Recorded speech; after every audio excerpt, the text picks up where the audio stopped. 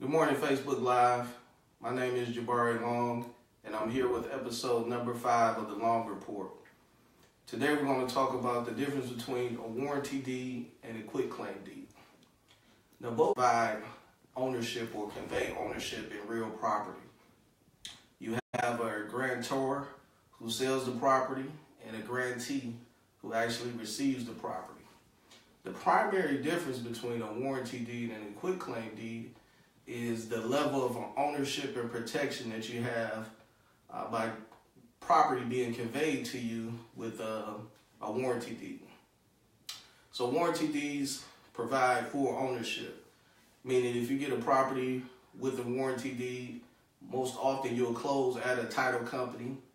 That warranty deed is accompanied by title insurance, which insures your interest in the property, the lender's interest if you're taking out a mortgage, and that no one else has any claim to that property, meaning interested parties, lenders, municipalities by way of taxes, the water company by way of water bills, things of that nature. So ideally speaking, when you buy property, you really do want to close with a warranty deed at a title company. Oftentimes that's not possible, right? There are people selling properties via quitclaim deed for various reasons. I'm not opposed to buying property via quitclaim deed, but it's a situation where the buyer needs to beware that if someone is trying to sell you a property via quitclaim deed, there might be something else going on with the property. Now, one of the biggest reasons why I see and I have seen recently that people sell via quitclaim deed is that they bought the property from an auction, typically the Wayne County auction in this area. When a county forecloses on properties, they convey via a quitclaim deed. What they're giving the buyers as winning bidders at the auction is basically their interest in the properties. So the county forecloses by way of a tax foreclosure, and they're selling the properties to recoup lost tax revenue, and they're only conveying to the buyer their interest as the county. So what does that mean to the buyers? That means, yes, you do own the property. You have purchased the county's interest, but with the quitclaim deed, you're only getting the interest of the grantor that is selling you the property. Meaning, oftentimes properties have multiple owners, and oftentimes properties have multiple interested parties. So if you don't know how to verify and check whether or not the person that's giving you their interest via quitclaim deed is the only real person that has an interest in the property, then you should definitely beware and be a little hesitant of buying that property that way. You need to understand the dynamics of what could come back to bite you, so to speak, if you buy a property from someone and that's all you purchased was their interest in the property.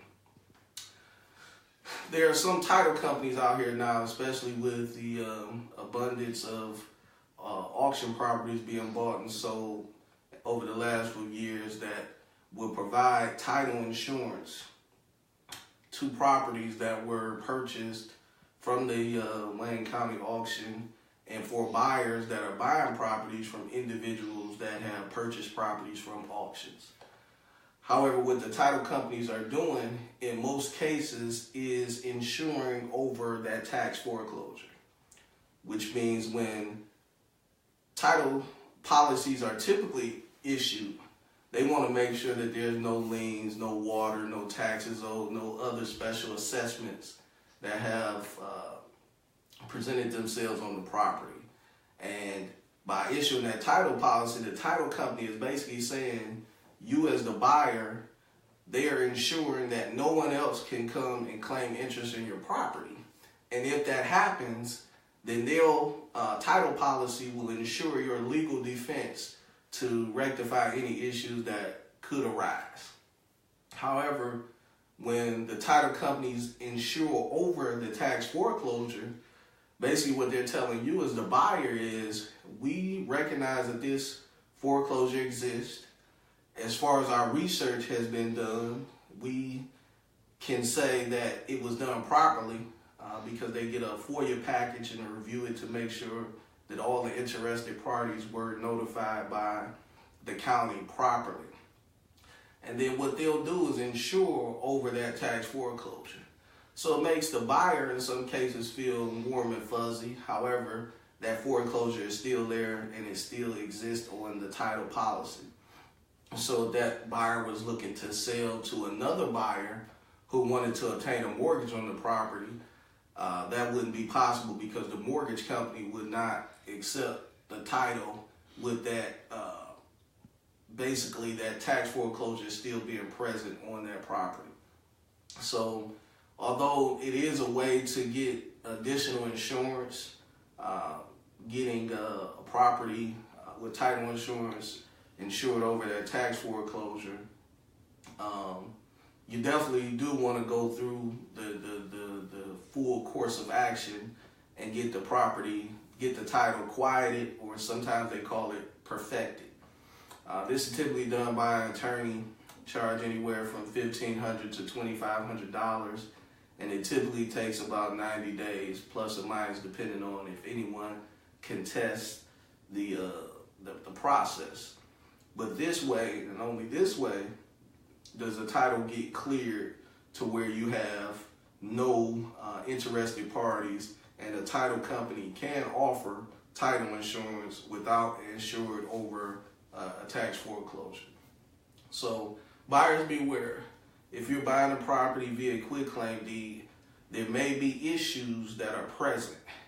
When someone says, oh, I want to convey this property quitclaim deed, my antennas come up. It's a red flag to me.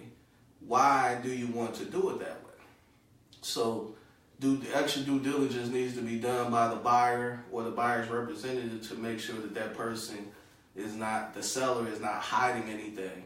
And sometimes the seller is not aware of what is present on the title. Things are just moving so fast, they buy and they're looking to sell.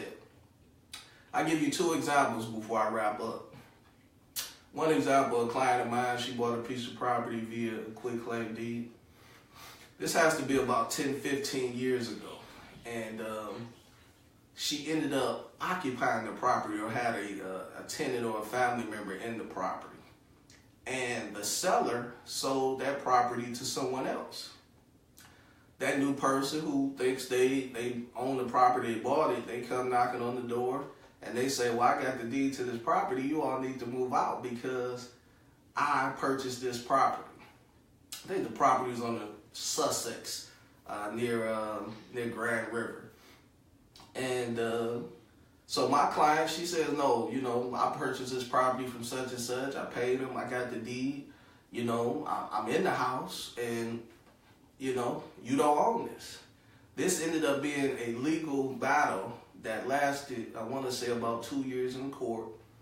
I want to say my client spent about $15,000 of her own money to resolve this issue and be able to retain ownership in the property because the seller basically sold the property twice and issued both buyers a quitclaim deed.